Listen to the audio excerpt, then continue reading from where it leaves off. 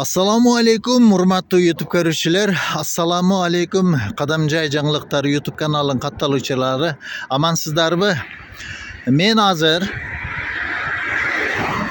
Ош Баткен Испана трассасынын Халмён Исхак Кадамжай районунун Исхак Полоктан айыл өкмөтүнө караштуу Шады участкасында, Шады айылда турамын.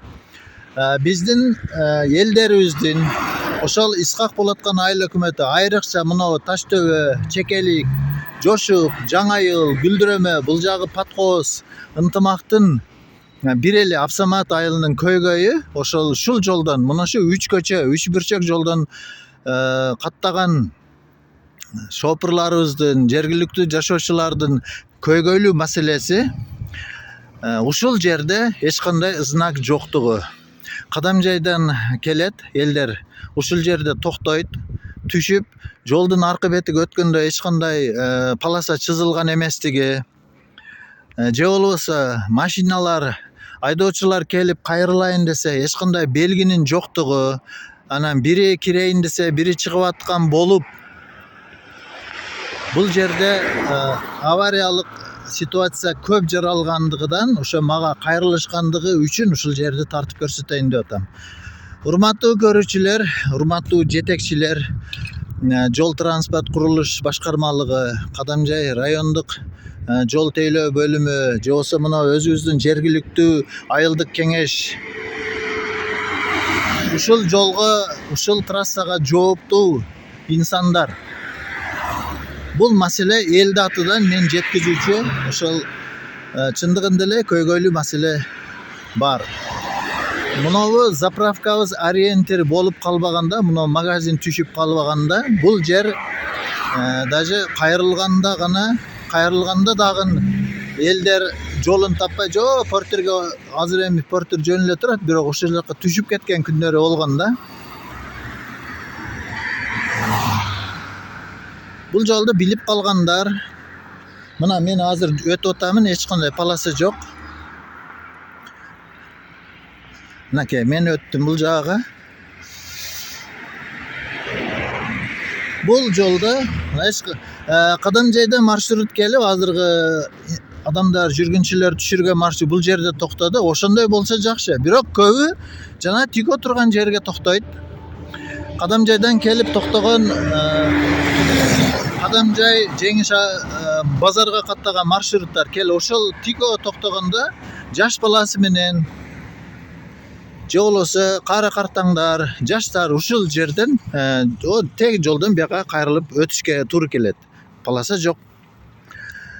Мынабу жер чоң трассага ички жолдон кошулганда, мына кошулуп атат. Мына мисалы үчүн. Бул жер анча эле өйдөлөмүш дөңсө болгондугунан тормуз басып турганга туура келет көпчүлүк учурда. Эми шоферлор өзү билет, мына азыр акыбалды көрүп атасыздар. Бирөө чыгып атат, бирөө кирип атат. Полоса жок. Уступи дорогу деген знагыбыз гана бар, мынакей. Ошо бир убакта коюлган. Жолду бошот, чоң трассага жолду бошот. Бир эле ошол знактан башка эч кандай белги жок, жол белгилер жок. Элдин суроо талабы ушундай. Ушул жерге жолго зебра чызылсын, анан кийин светофор сөзсүз зарыл. Ушул светофор зарылдыгы талапка ылайыктуу кылып светофор кой беришиңиздерди талап кылабыз. Биздин ошол айыл өкмөтүбүздөгү көпчүлүк айылдардын элдеринин талабы ушул.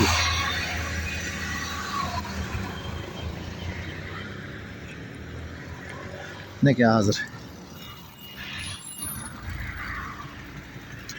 Бул жердеги көйгөйлүү маселе бир гана ушул. Светофор коюлуп, эми чоң жолдорго дагы, Кадамжайдын кээ бир жерлерге дагы, районубуздун кээ бир Марказ, Көктала айыл өкмөттөрү да ушундай жолдорго, 3 көчө жолдорго светофор коюлгандыгы белгилүү бизге. Мына азыр сиздерге ошо авариялык акыбалдарды мына. Бул чыгып атат, жолдон машина өтүп атат. Мынакей Мына өзүңүздөр күбө болдуңуздар. Бул токтоп жолду бериш керек эле. Бул да кошумча кымчылып чыгып кетти. Наркылар өтүп кетти. Бул жерде эми адамды башыга эч нерсе салбасын. Авариялык мына мындай көп катталды авария ситуациялар. Айрыкча туман кезинде. Көңүлүңүздөрдү ушуга бөрүңүздөр, ушуга каратыңыздар. Тез арада ушуга жооп айтылат деген үмүттөмүн.